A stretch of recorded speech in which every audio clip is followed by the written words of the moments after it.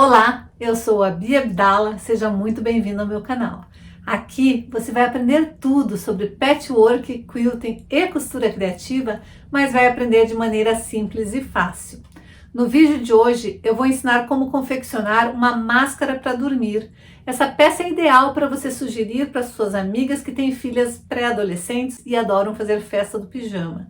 Ela é campeã de venda entre as adolescentes e também ideal para quem gosta de viajar e ter a sua própria máscara de dormir personalizada. O melhor de tudo é que ela é rápida de fazer, gasta muito pouco material, você vai poder aproveitar os retalhos que você tem aí no seu ateliê. Você tem duas opções de fazer essa máscara. Uma máscara simples, mais recatada, sem muito detalhes, ou uma máscara bem divertida. E eu vou te ensinar as duas opções hoje para você poder vender para diferentes tipos de público. Então já separa o teu caderninho para anotar as dicas de hoje, porque o vídeo está recheado de dicas bacanas. Então já separa o melhor lugar no sofá, a pipoca e o guaraná, porque a diversão está garantida. Se você quer aprender a costurar, vem comigo que eu te ensino. Para fazer essa peça, nós vamos começar confeccionando o nosso molde.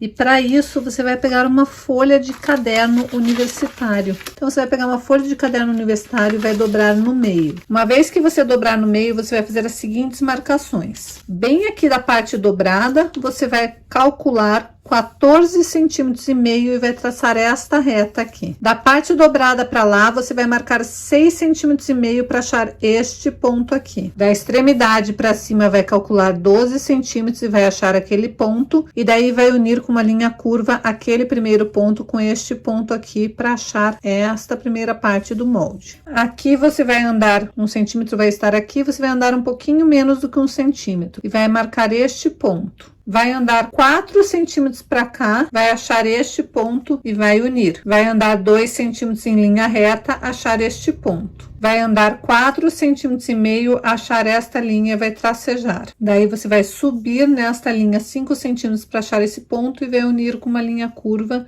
este ponto neste ponto do final dos 2 centímetros. Vai subir 3 centímetros para cima, achou aquele ponto e daí vai unir aquele ponto com aquele ponto lá de cima. E daí é só recortar seu molde.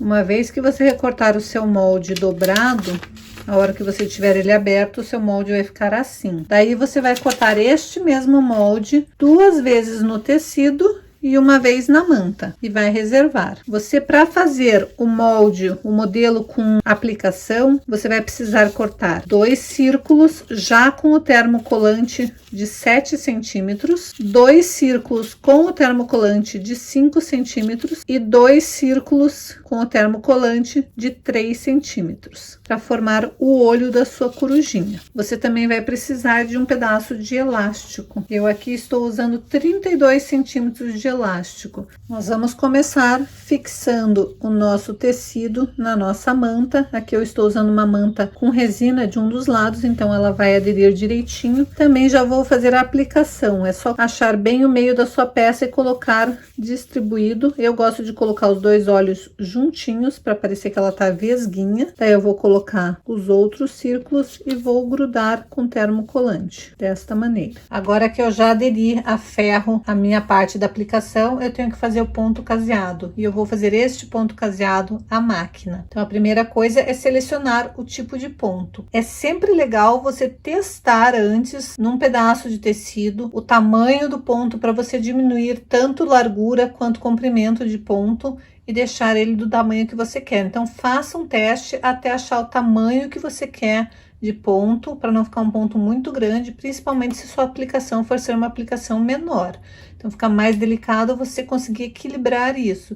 E para isso é só você mudar o tamanho do ponto ou a largura do ponto. Então você tem que fazer um teste. Você tem uma máquina que tem ponto caseado, faça esse teste. Se você não tiver uma máquina que tem a opção de fazer ponto caseado, você vai fazer este ponto caseado à mão, como normalmente é feito o ponto caseado à mão. Peraí. Deixa eu ver se eu entendi. Você tá comigo até agora e ainda não deu o teu like, ainda não compartilhou esse vídeo e não chamou uma amiga para se inscrever aqui no canal? Você tá esperando o que para fazer isso? É de graça. e ajuda muito o canal a crescer. Então aproveite, já dá o teu like, compartilha esse vídeo e não se esqueça de deixar o seu comentário aqui embaixo dizendo o que mais você gostaria de aprender. Se eu souber fazer, prometo que vou ensinar. Vamos para um pouco de teoria antes de ir para a máquina, porque eu acho que é muito importante. Você tem uma peça circular que você vai ter que fazer o caseado. E o caseado nada mais é do que fazer uma costura e os pontinhos. Assim seria o caseado à mão. Primeiro você tem que entender o jeito que sua máquina se comporta para o ponto caseado. Na minha máquina ela vai vir, vai fazer um ponto para frente, vai voltar, vai vir de novo para daí vir para o lado, voltar e começar de novo. 1, 2, 3, vem para o lado e volta. 1, 2, 3, vem para o lado e volta. É isso que minha máquina faz. Então eu sei que toda vez que ela fizer 1, 2, 3, vier para o lado e voltar, terminou o ponto. O ponto completo é isso daqui. Daí ela vai começar de novo. 1, 2, 3, 1, 2. Terminou o ponto. 1, 2, 3, 1, 2. Terminou o ponto. Quando eu precisar mudar a posição do meu caseado, tem que ser sempre no final do ponto. Eu nunca posso fazer 1, 2, 3 e daí mudar, que esse ângulo vai ficar assim. E o ponto caseado, ele é sempre com ângulos de 90 graus. Então tem que estar sempre com o ângulo de 90 graus ali. Ela tem que estar sempre a 90 graus com essa linha aqui. 90 graus, andou 90 graus. Você não pode começar a fazer assim, daí assim, daí assim, daí assim. Você não pode ir mexendo, ele tem que estar sempre a 90 graus com aquele pedacinho do ponto. Ou seja, ele tem que estar sempre indo para o centro. Esse ponto ele tem que estar sempre indo para o centro para ele estar certo. Se ele estiver assim, ele não vai passar no centro. Se ele estiver assim, ele não vai passar no centro. Se ele estiver assim, ele não vai passar no centro. Você sempre tem que pensar que o seu ponto, se ele tivesse prolongado, ele tinha que chegar no centro. Então, para o teu caseado estar certo, ele tem que estar sempre seguindo esta regra, tanto na mão quanto na máquina. E é isso que nós vamos fazer. O maior erro que eu vejo das pessoas aprendendo a fazer caseado é não entenderem este tipo de conceito. Isso daqui é um conceito básico do ponto caseado. Se você estiver caseando um quadrado, é linha reta. Mas se você estiver caseando num círculo, ele tem que estar apontando para o centro da sua peça. Isso é regra para o teu caseado ficar perfeito. Digamos que você estivesse participando de um concurso de pontos caseados. Já fiz o ponto caseado em volta de cada um dos círculos. Agora, se você tiver etiqueta e quiser colocar a etiquetinha daquelas tipo bandeirinha aqui, pode. Se você tiver uma etiquetinha de cetim, também pode costurar aqui atrás, mas lembre que esta parte é a parte que vai ficar em contato com o olho. Na verdade, em peças tão pequenas, a não ser que você tenha uma etiqueta bandeirinha bem pequenininha, eu nem recomendo colocar. Eu recomendo você fazer a peça, embalar num saquinho e colocar com a sua tagzinha na embalagem. Mas se você tiver uma etiqueta de tipo bandeirinha bem pequenininha, você pode colocar aqui no ladinho.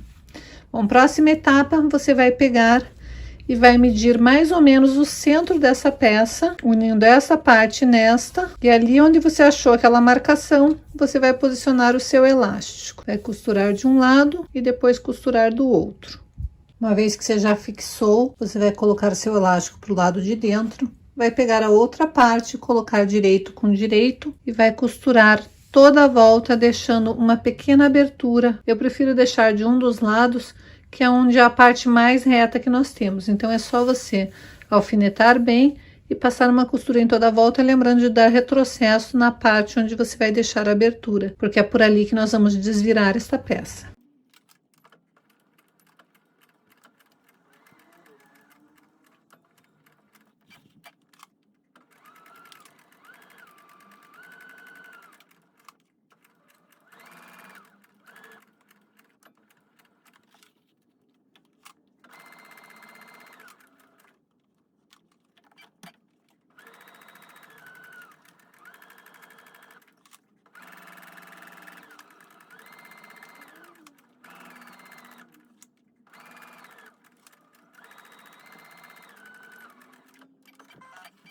Antes de desvirar, eu vou tirar esta pontinha e eu vou fazer pequenos piques em toda a volta.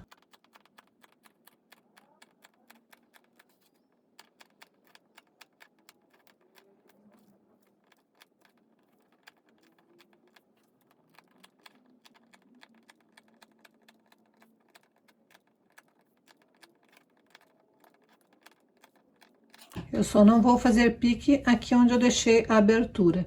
E notem que eu deixei uma abertura bem pequena, mas como a peça não tem muito volume, não tem problema, é fácil de desvirar.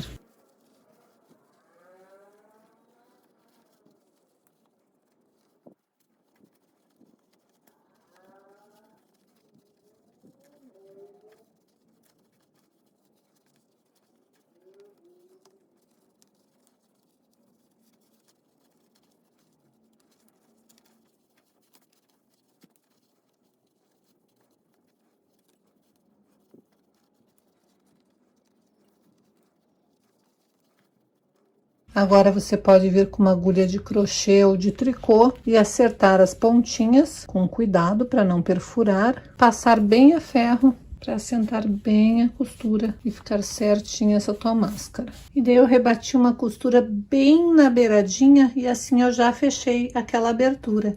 E a minha máscara está pronta. Agora vamos imaginar que você não queira fazer um modelo tão infantil assim, você só queira uma máscara de dormir. Você vai pegar o mesmo molde que você fez, vai dobrar no meio de forma que esta ponta, conhecida com aquela ponta lá de cima, desta maneira. E vai recortar esta parte aqui fora. O seu molde vai ficar desta maneira. E você vai cortar 2 vezes no tecido e 1 vez na manta, e vai fazer exatamente da mesma forma, só que sem fazer aplicação. E para fazer esta máscara, você pode usar o próprio molde de papel para achar o centro da peça e posicionar o seu elástico. É muito rápido de fazer esta máscara.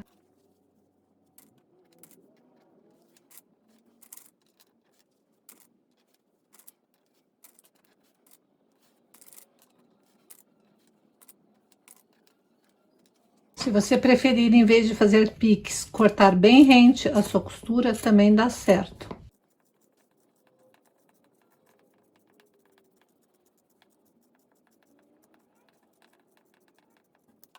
Você só não vai cortar no pedaço onde você deixou a abertura. E agora é só desvirar.